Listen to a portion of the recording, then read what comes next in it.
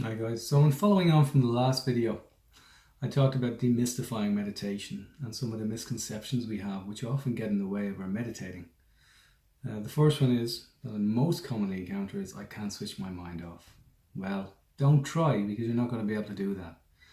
So what we do is we try to focus the mind on something very simple, like breathing or listening, observing our thoughts, just allowing those thoughts to flow without resistance, without judging them, without thinking of them as good or bad. Or we might focus on counting or feeling into our body, using the senses, feeling, listening, touch, smell, taste. All these things can actually come in handy, can be useful when meditating.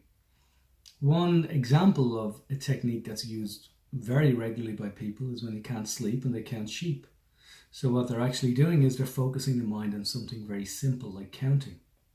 And that stops the mind from wandering and brings it in and focuses the mind. So the mind is not switched off, but it's focused on something very simple. But the thing is, if the mind does wander, don't give yourself a hard time over it. Just become aware of it and bring your awareness back to the present. And if the mind wanders again, once you become aware of it, bring your awareness back. And if you do wander, don't beat yourself up about it. And if you do beat yourself up about it, don't beat yourself up about beating yourself up about it. Yeah, because that cycle just goes on and on and on, and then your mind was wandering as you beat yourself up. Yeah, let's try and just bring it back in. Just be conscious and aware of where you are right here, right now, and let the mind be present. A great way of doing that is connecting with the body, because the body is always here and now. The mind can be anywhere, past, present, future, flitting off here and there. But the body is always here and now. So that's where practices like Qigong, Tai Chi, yoga, they can be very effective because they are essentially meditative practices. It's meditation through movement. And meditation isn't just sitting still, sitting cross-legged. Meditation really is about awareness. It's about your relationship with yourself.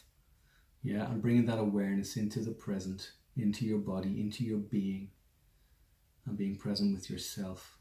When your legs are burning in a yoga pose, it's very hard to think about the cooking on the stovetop or your job. All you can think about is that sensation of burning in your legs. Well, that brings your conscious awareness here and now into the present.